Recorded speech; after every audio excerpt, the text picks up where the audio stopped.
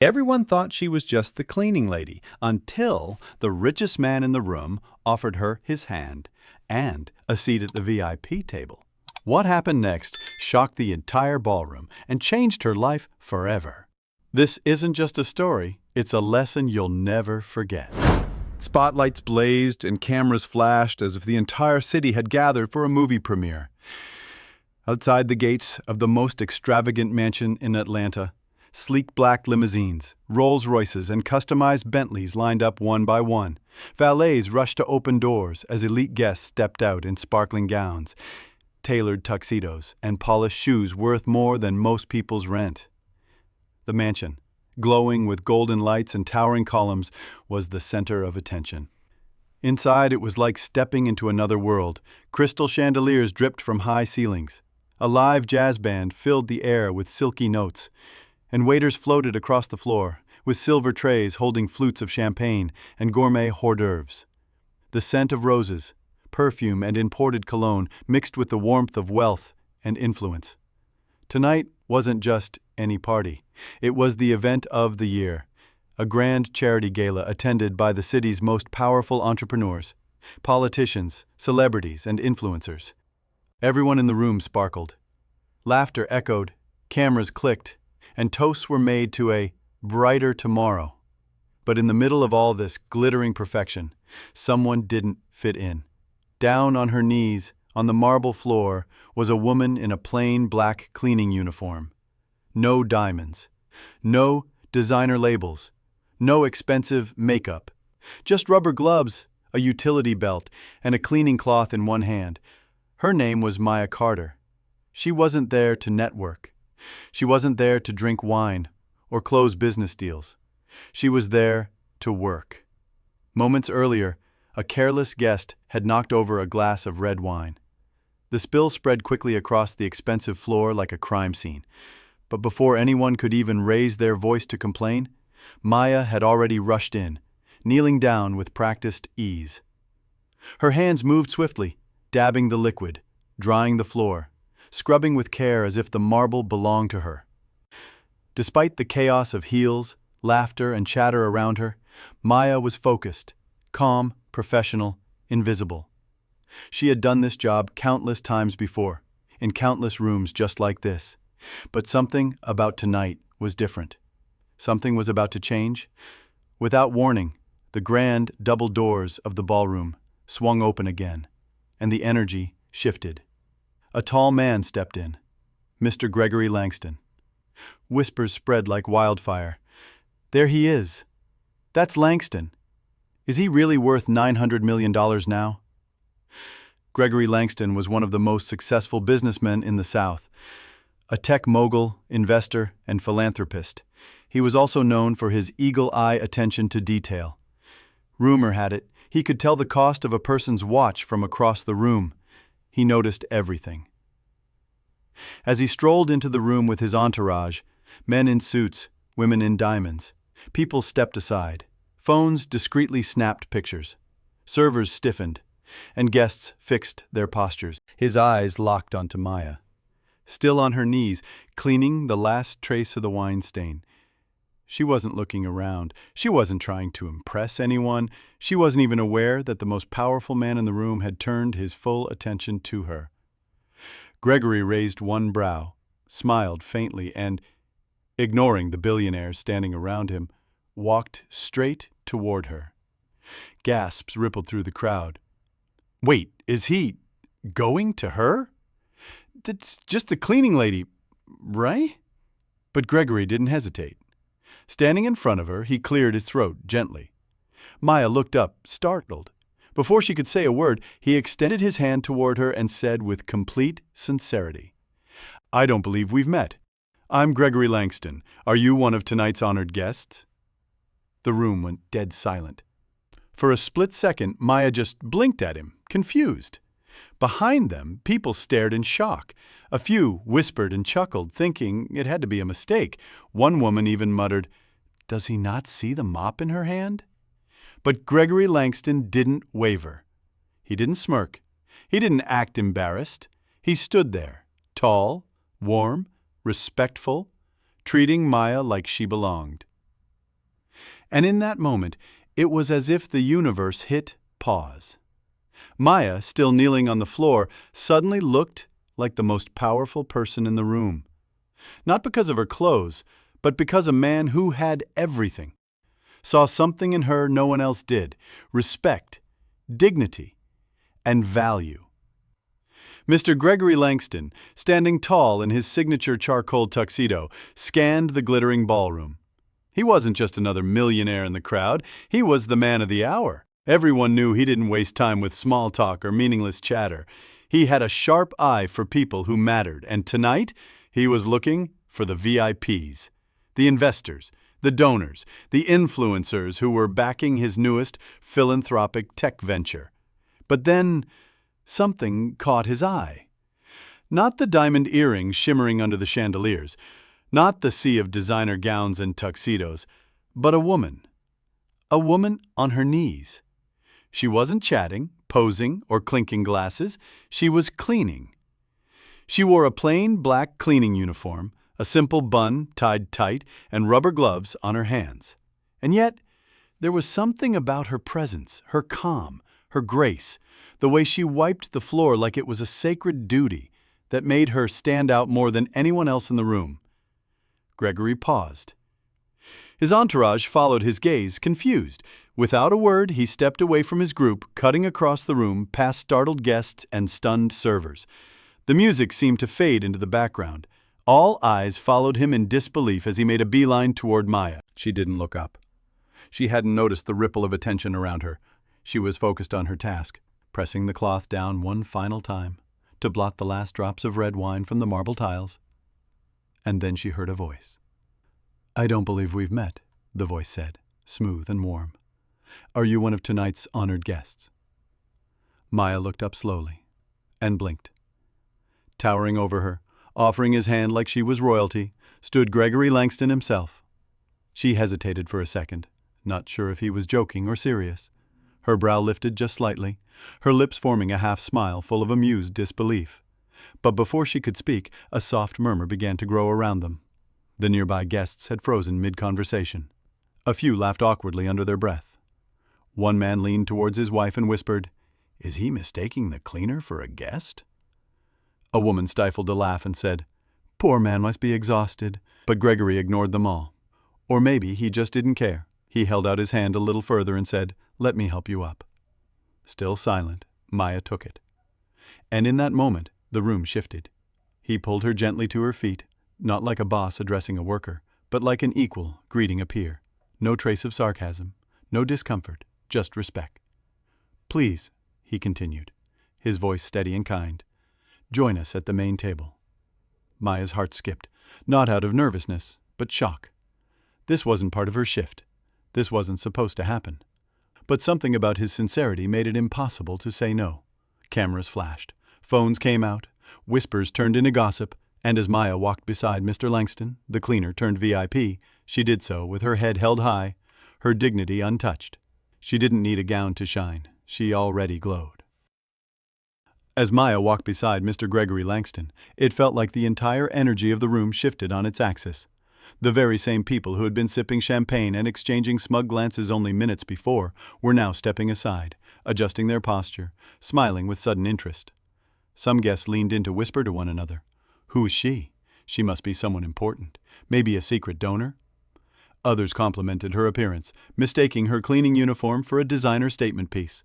"I love your minimalist look. So intentional," one woman gushed. "Understated elegance," a man remarked, nodding like he understood. Nobody wanted to admit they didn't recognize her.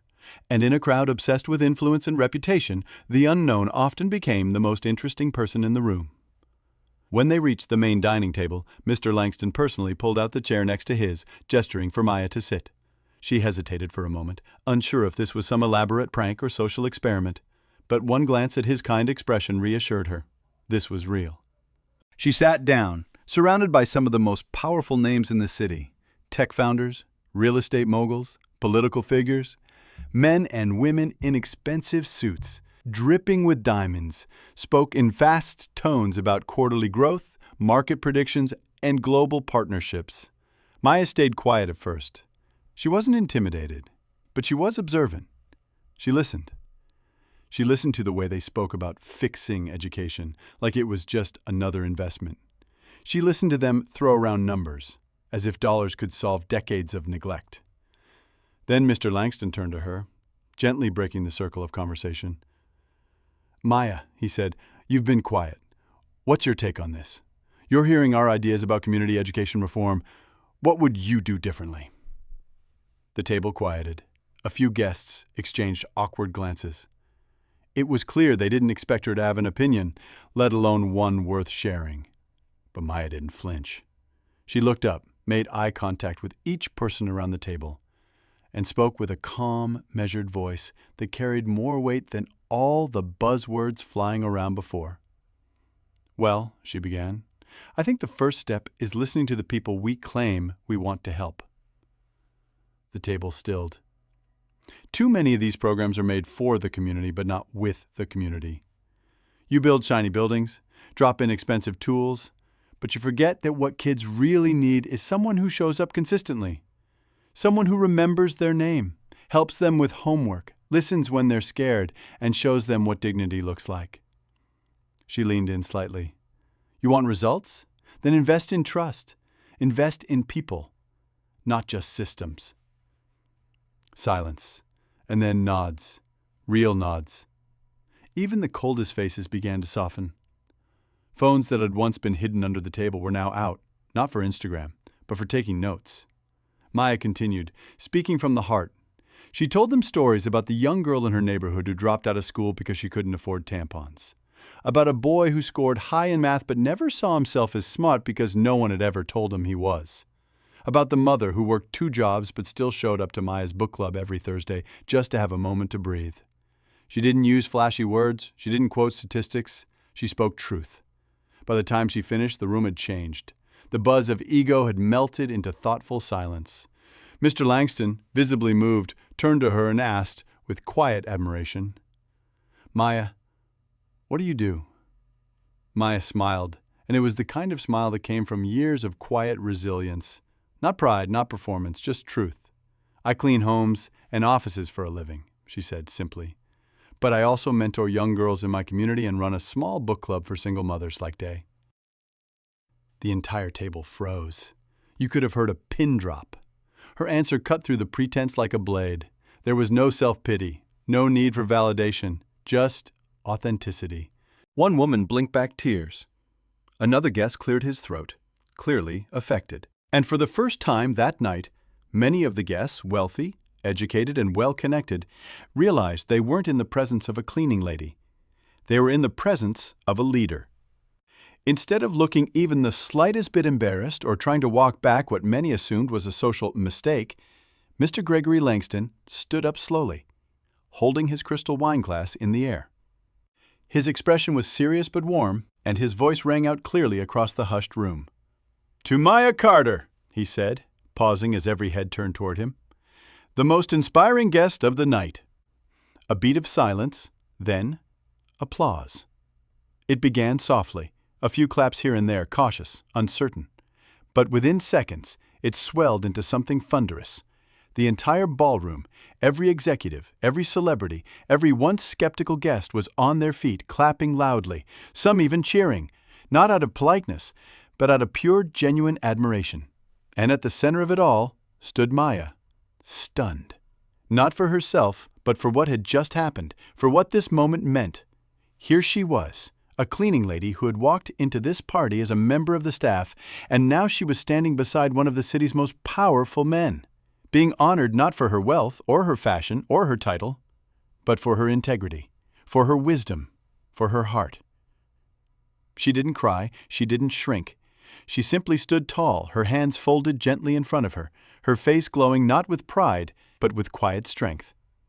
Mr. Langston continued, speaking over the applause. "In a room full of wealth, power, and influence, Maya reminded us what leadership really looks like," he said. "She doesn't just speak about change, she lives it every single day, in ways most of us never even see." He turned directly to her. "You reminded us tonight that impact doesn't always wear a tuxedo. Sometimes it wears a uniform." Another wave of clapping broke out. Cameras captured it. Journalists scribbled notes. Social media posts were already flooding the internet with captions like, "The cleaning lady who stole the spotlight," and "Maya Carter, Atlanta's quiet hero." After the toast, guests who had earlier laughed behind their champagne glasses now approached Maya with sincerity. One after another, they extended their hands, introduced themselves, and apologized, not with shame, but with respect. "I misjudged you," said one businesswoman, "and I'm so grateful I stayed to hear what you had to say." "I'd love to help fund your book club," said another guest, pressing a business card into Maya's hand. "Please reach out." A school board director even asked if she'd be willing to speak at an upcoming event for young educators. "They need to hear voices like yours," he said earnestly. Maya was overwhelmed, but not because she felt out of place. She was overwhelmed because, finally, the work she'd been doing quietly in the shadows was being seen, valued, uplifted, and not because she asked for attention and because she earned it.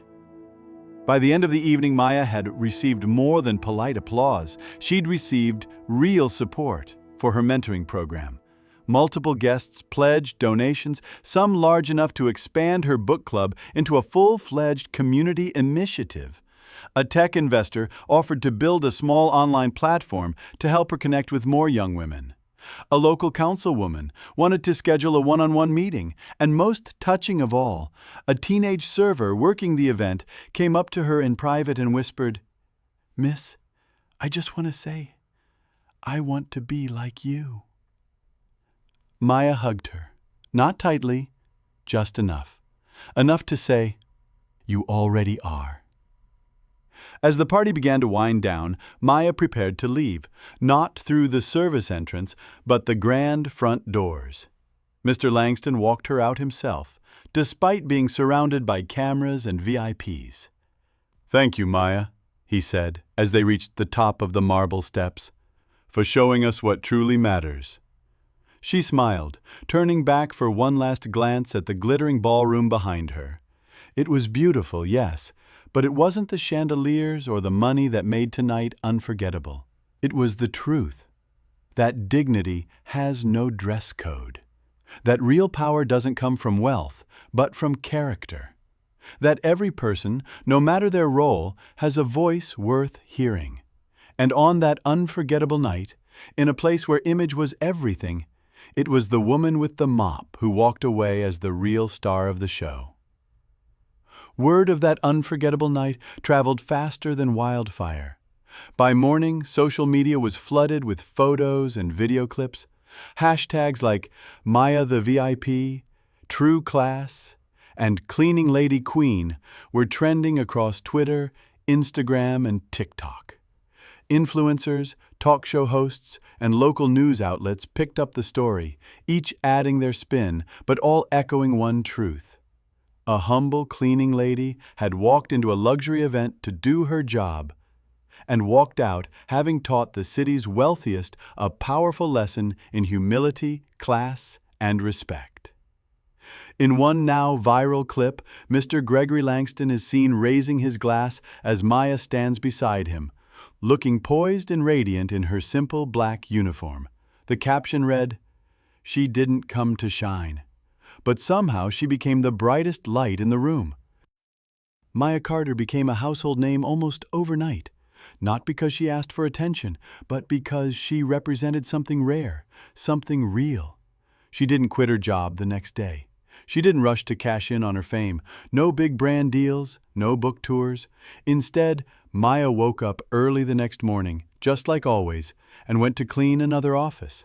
She tied her hair back, laced up her work shoes, but her impact went far beyond just headlines. Staff at hotels, restaurants, and corporate buildings across the city started sharing their own stories.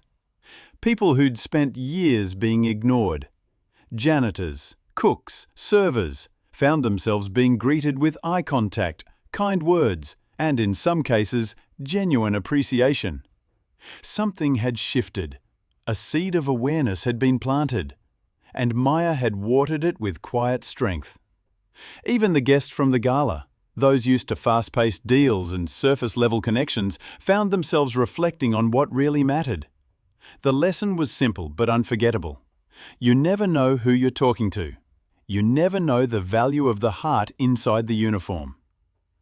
Mr. Langston, deeply moved by the night's events, reached out to Maya the following week with a proposal. Not a job offer, but a partnership. Together, they would create a scholarship fund dedicated to underprivileged girls from struggling communities, especially those with single mothers or limited resources. The scholarship would carry a name that now stood for strength, integrity, and empowerment: the Maya Carter Future Leaders Fund. When Maya heard the idea, she smiled in disbelief. "Are you sure?" she asked quietly. "I'm just—" Mr. Langston interrupted with a firm shake of his head. "No, Maya, you're not just anything. You're the example our city needs." In the months that followed, the fund provided opportunities for dozens of young girls: books, tutoring, laptops, even transportation to school events. But more than the money, these girls got something else: a role model. Maya made time to meet them regularly, host small gatherings, and offer advice. She reminded them that their dreams didn't need permission from anyone, and that greatness often starts in unexpected places. And through it all, she stayed grounded. She still mentored the same group of neighborhood girls she always had, still ran her community book club for single moms every Thursday, still stopped to talk to the grocery clerk with the tired eyes, still cleaned buildings with pride and precision, because she believed no job was ever beneath her. In fact, when reporters asked if she ever planned to leave cleaning behind, she simply replied, "I love what I do. I make places feel cared for. That's important too." People began to understand something essential. Maya wasn't special because of that one night. That night had simply shined a light on who she had been all along. And so, as her story continued to ripple outward, one message echoed in hearts across the city and beyond. The real VIP isn't always the one in diamonds and silk. Sometimes it's the woman in work boots and gloves, carrying kindness in her voice and fire in her soul. Sometimes it's the person who stays late to mop the floor, but also teaches kids how to rise higher than their circumstances. Sometimes the true star in the room is the one who doesn't ask to be seen, but whose light is too powerful to ignore. So, the next time you walk into a crowded room, pause, look around, and remember, you may not even notice the most extraordinary person in the room until they speak. If this story moved you, share it with someone who needs a reminder that status doesn't define worth. Subscribe to our channel for more powerful stories that shine a light on everyday heroes, just like Maya.